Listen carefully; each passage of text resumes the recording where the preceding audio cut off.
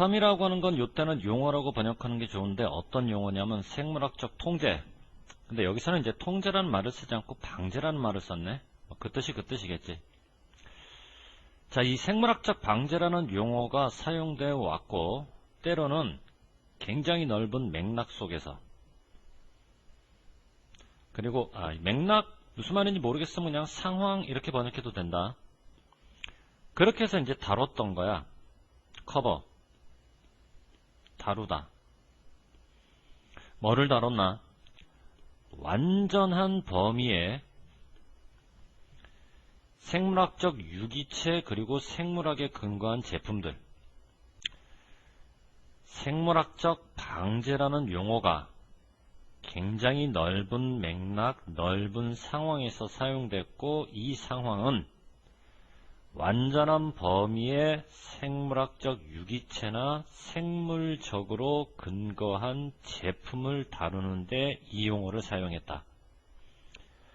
특히나 성공을 거둔 건 굉장히 많은 사례가 있고 어떤 사례에서 성공을 거뒀냐면 해충 문제. 영구적으로 해결되면서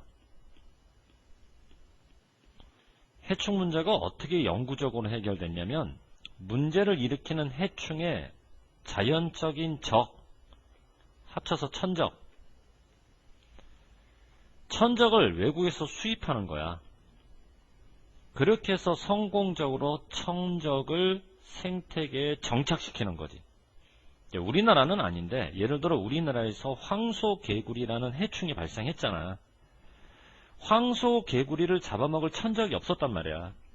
그러니까 그 천적을 외국으로부터 수입을 해서 정착을 시켜서 그 천적이 황소개구리를 잡아먹도록. 자, 우리나라는 그렇게 하진 않았지만 예를 들면 그렇게 했다라는 얘기지.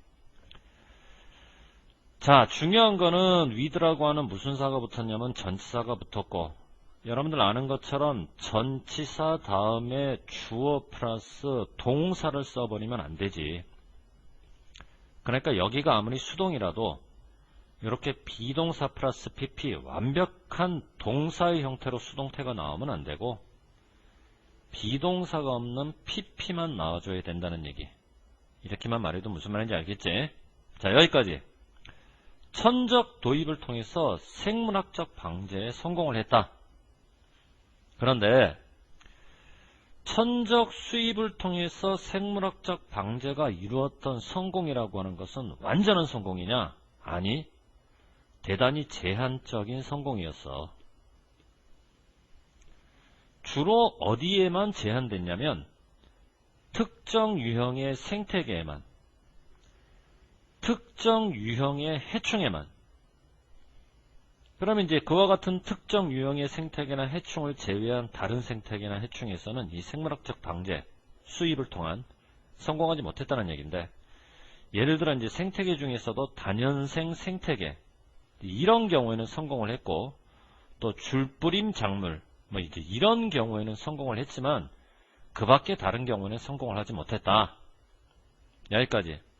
생물학적 방제가 성공을 하긴 했지만 제한적 한계가 있었다라는 얘기야.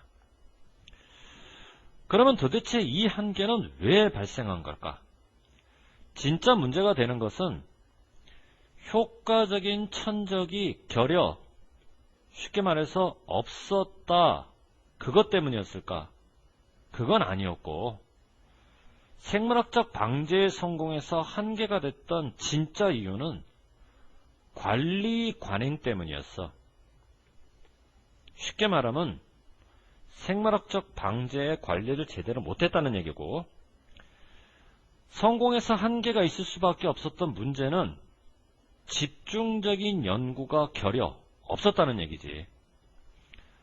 어떤 요소에 대해서 집중적으로 연구를 했었어야 되냐면 천적을 수입하려는 시도를 성공이냐 실패냐 결정짓는 요소.